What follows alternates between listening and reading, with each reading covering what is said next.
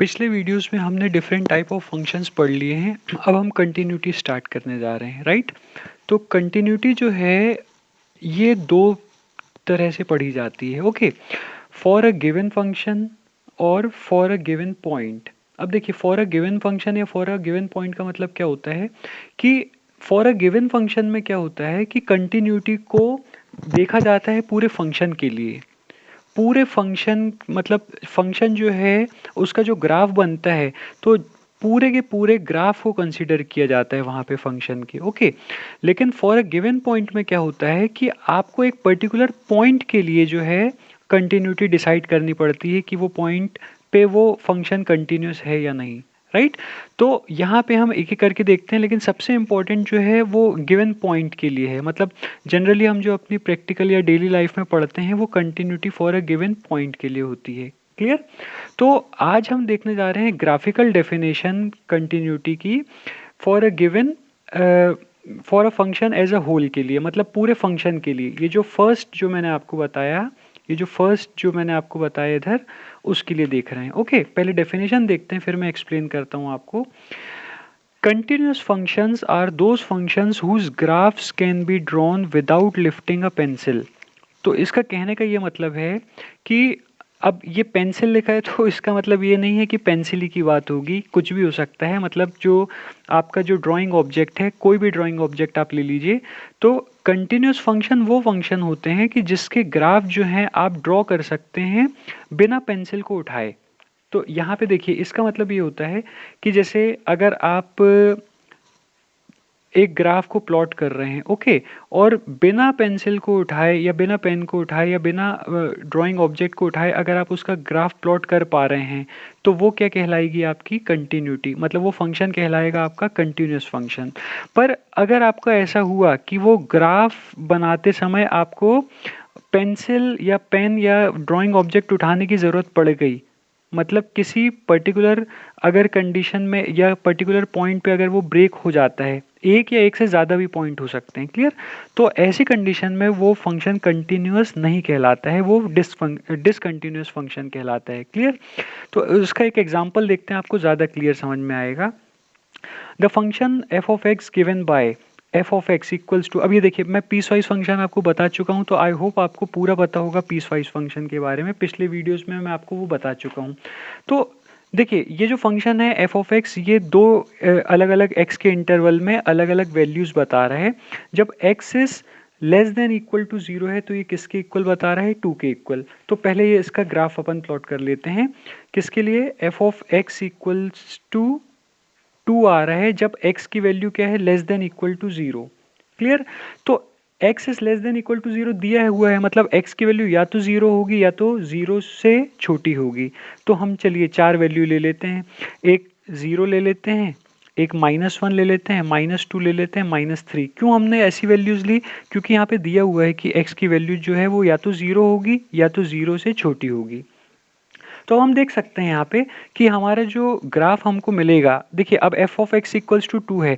X की value यहाँ पे चाहे जीरो रखिए या 1 रखिए या सॉरी -1 रखिए या -2 रखिए या -3 रखिए, इसका आंसर आपको क्या मिलेगा? 2 ही मिलेगा, क्योंकि ये कांस्टेंट फंक्शन है। इसीलिए y की वैल्यू या फिर जिसको हम एफ ऑफ एक्स भी कह सकते हैं, तो एफ ऑफ एक्स की वैल्यू हमें यहाँ पे क्या मिलेंगी? सबकी 2, क्लियर।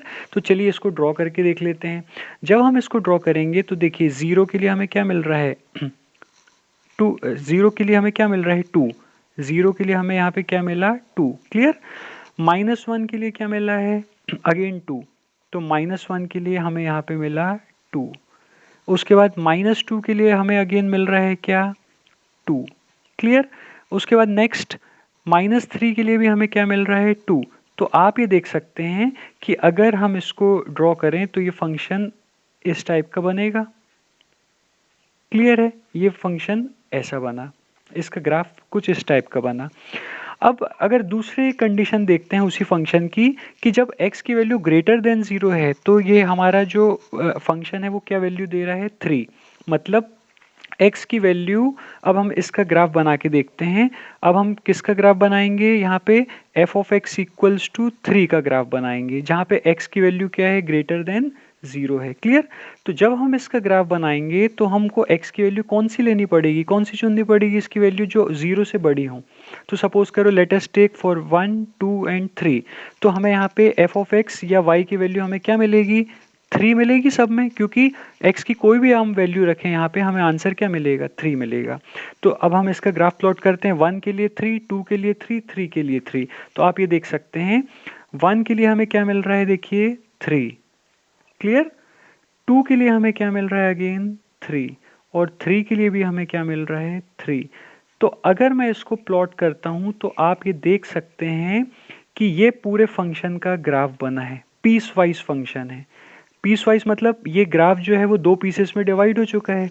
ओके, तो यहाँ पे अगर आप इस ग्राफ को पूरा बनाना चाहो तो क्या आप बना सकते हैं। देखिए यहाँ से मुझे क्या करना पड़ेगा, यहाँ से मुझे इसको ऐसा कंटिन्यू करते हुए, अगर मुझे इसको कंटिन्यू करना है तो मुझे एक मतलब अपना पेन को क्या करना पड़ेगा, लिफ्ट करना पड़ेगा, मतलब पेन को मुझे उठाना पड़ेगा। मतलब ये जो पॉइंट है, इस पॉइंट पे यहाँ पे कंटिन्यूटी क्या हो रही है, ये ब्रेक हो रही है। इसका कहने का मतलब ये हुआ कि ये फंक्शन आपका कौन सा फंक्शन है, डिसकंटिन्यूअस फंक्शन।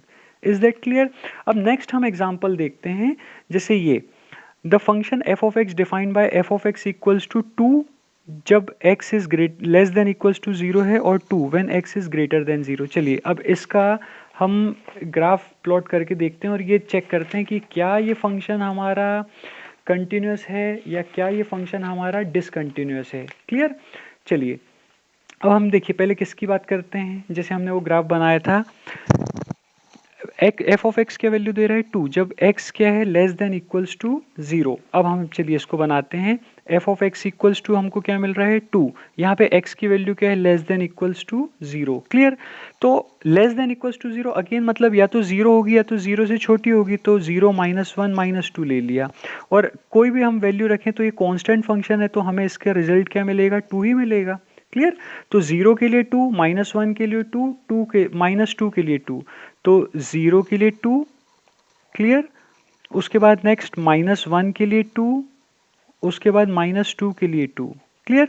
अगर हम इसको ज्वाइन करेंगे तो ये हमारा ग्राफ कुछ इस टाइप से बनता है। क्लियर? अब अगर हम आगे देखें, अगेन हमको x की जब वैल्यू ग्रेटर देन 0 है तो क्या मिल रहा है, 2। मतलब x की हम आगे अब वैल्यूज लेते हैं जो कि 0 से बड़ी हैं, तो भी हमें फंक्शन की वैल्यू क्या मिल रही है, 2। Okay, this means what, if we take x equals to 1 2 3, तो हमें f of x की वैल्यू क्या मिल रही है, इस कंडीशन में भी 2 मिल रही है, क्योंकि अगेन कांस्टेंट फंक्शन है। तो यहाँ पे जब हम ग्राफ प्लॉट करेंगे तो हम देखते हैं 1 की वैल्यू हमें क्या मिल रही है, x इक्वल्स टू 1 के लिए हमें क्या मिल रहा है, अगेन 2। ओके, 2 के लिए हमें अगेन क्या मिल रहा है, 2, और 3 के लिए भी हमें क्या मिल रहा है, अगेन 2। तो आप ये देख सकते हैं कि जब आप इसको जो मतलब अगर आप इसको कंटिन्यू करेंगे तो आपको विदाउट लिफ्टिंग योर पेन या पेंसिल या ड्राइंग ऑब्जेक्ट, आपको ये ग्राफ जो है एक कंप्लीट इसका कंप्लीटनेस आपको दिखाई देगी ग्राफ की। राइट? मतलब ये कभी भी आपको पेन को लिफ्ट करने या पेंसिल को लिफ्ट करने की ज़रूरत इधर नहीं पड़ रही है। मतलब ये smoothly without lifting your pen आप ये आराम से इसको क्या कर पा रहे हो, आराम से इसको कंटिन्यू कर पा रहे हो। इसीलिए फंक्शन क्या है आपका, कंटिन्यूस फंक्शन है। क्लियर? तो ये हम देख सकते हैं एक बार फिर से डेफिनेशन कि continuous function are those functions whose graph can be drawn without lifting the drawing object. Okay, clear है? तो ये हम चीज़ें यहाँ पे ये जो आपकी डेफिनेशन है, ये डेफिनेशन किसकी है, जब हम कंटिन्यूस फंक्शन की बात कर रहे हैं, जब हम किसी एक पॉइंट की बात नहीं कर रहे हैं। मतलब हम यहाँ पे केस 1 की बात कर रहे हैं जब हम पूरे फंक्शन की बात करते हैं। Okay, clear? तो नेक्स्ट वीडियो में हम बात करेंगे कंसेप्ट ऑफ कंटिन्यूटी, एक पर्टिकुलर पॉइंट के बारे में, जो कि प्रैक्टिकली बहुत इंपॉर्टेंट है और जनरली यही जो है वो हमारे सिलेबस में भी है। Thank you.